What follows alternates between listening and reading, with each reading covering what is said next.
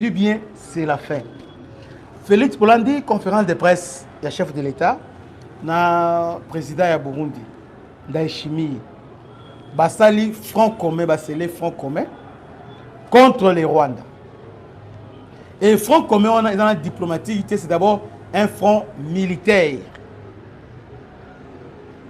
Dans cette émission, et juste après l'émission, j'ai eu un coup de fil. On m'a rassuré, on m'a dit donc Christian, sois calme. Il y a des choses qui se préparent. Au bozo mona eza yangote. Alors soyez calme. Effectivement, même après-midi, bien que on va toujours continuer, il y a qu'à dénoncer ce qui se passe. Mais là, j'ai été émerveillement surpris par déclaration de Zala Kimia. Zala Kimia. Il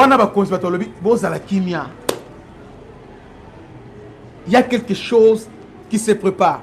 Le président Burundi ainsi que Fachi va sceller alliance Nabango pour stopper maintenant démence ou bien folie. Il y a Paul Kagame. Kagame avait déjà anticipé, c'est qu'à d'un moment à l'autre, il sera difficile. Et puis, les États-Unis vont fixer les 15 dates butoirs pour les Américains, ils ont les 15. Raison pour laquelle, au moment où Kagame a influencé l'opposant congolais, la date de marche, ils ont les 8. À partir des 8, des autres dans le Congo, tout ça, pour justifier la continuité là-bas.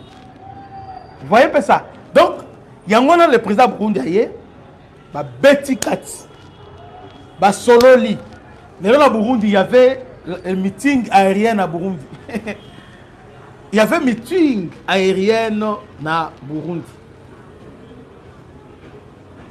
Les Rwandais étaient surpris par plusieurs hélicos de guerre. Oh, quand Burundi, oh, à Burundi. Hélico de guerre. Je sais que base Nabiso, tout na Burundi. Et départ à la guerre, il n'y aura pas un autre de guerre. Départ, ils ont dit à Burundi. Tokosila na kakuna.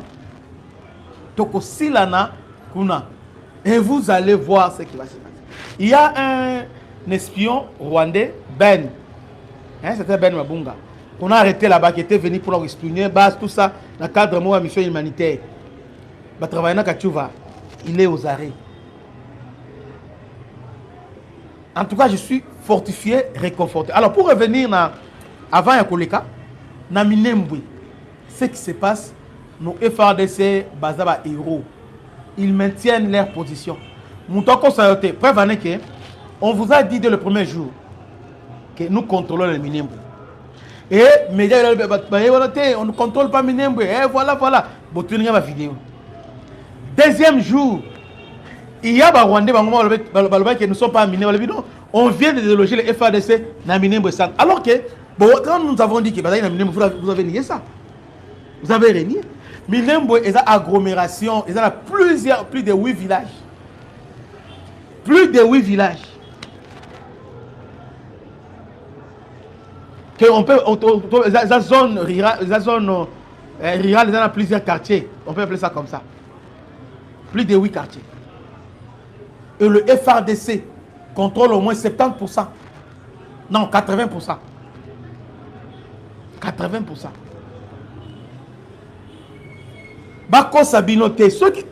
Moi, je viens toujours. Mais quand je vous dis que nous sommes en bonne position, c'est-à-dire nous sommes en bonne position. Et la causalité, on vient d'activer le plan B. Panique na Canada parce que comprendre maintenant ce que oh Koya.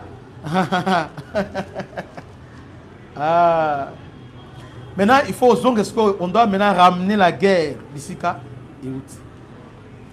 La guerre est venue du Rwanda. Et il faut qu'on retourne au Rwanda. Les Rwandais, Bomi et Belé dans le Congo, il est temps maintenant, tout le monde par voies et moyens, comment entrer dans Rwanda et en même temps sécuriser la population congolaise. Il y a un on vient de signer aujourd'hui. Il y a un le président Yemo s'est déplacé à l'aéroport de Yamba, président Burundi, Ndayishimiye. Ayawa pendant 48 heures. Sololi, donc nyonso, Barcelone ça carré. Alors, sur le terrain, il y a une anomalie côté Nabiso, force aérienne, mais on nous dit que vous avez la kimia. Parce qu'en réalité, avant un référendum, il faut tout récupérer à Bokawan. Avant un référendum, il faut état de siège à l'élever. Avant un référendum, il y aura des surprises agréables. C'est ce qu'on m'a rassuré.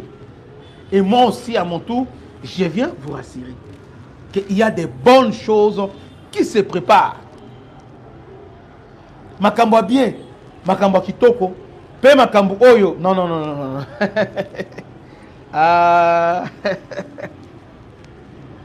Boye, on attend maintenant, Balobi, dans 2-3 jours.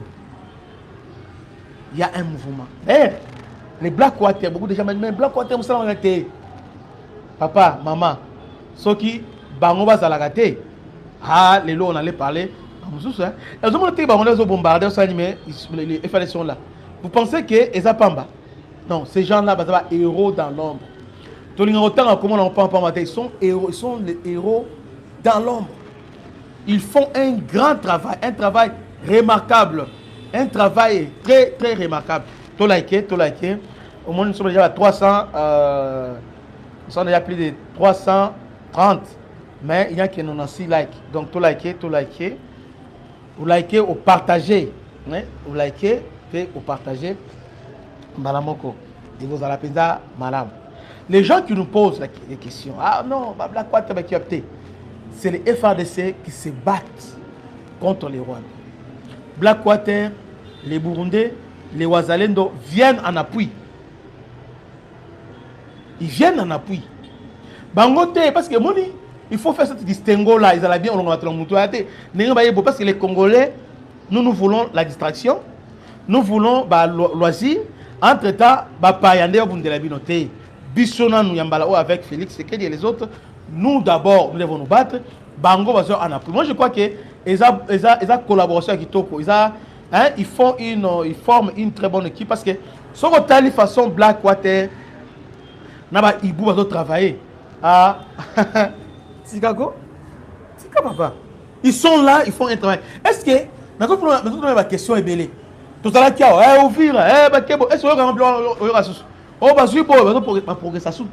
on les a stoppés. Et grâce à qui? Grâce à ces gens-là. Parce qu'ils sont là. Grâce à Bango, on a arrêté l'hémorragie. Alors, arrêtez de dire que oh bazawana, bon tout le monde est bon nini. Yo ozo le bana qui ozo mon le côté entre nous soutenir langa. Mais ozo qui ozo mon le côté entre nous soutenir opposition. Les gens au Kagame a payé pour perturber Kinshasa. Tellement qu'ils ont échoué sur le volet militaire, ils viennent maintenant à Kinshasa maintenant pour perturber. Et ce qui est bien pour la constitution, parce qu'on va la changer.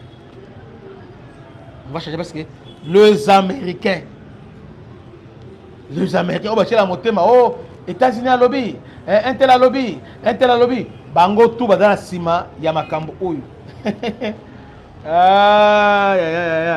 Kobanga na yo l'autre côté. Ils sont derrière ça. Ils sont derrière ça. Alors, je crois que dans cette émission, mais tellement que nous avons eu la question belée, c'est pourquoi je suis venu. Et je suis revenu pour nous rassurer Bino.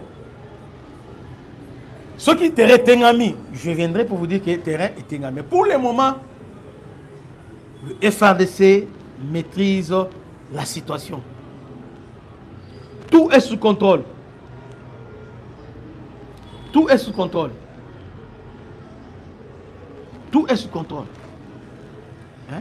Tout est sous contrôle. Alors, à ce qui concerne la force aérienne, 5 ans,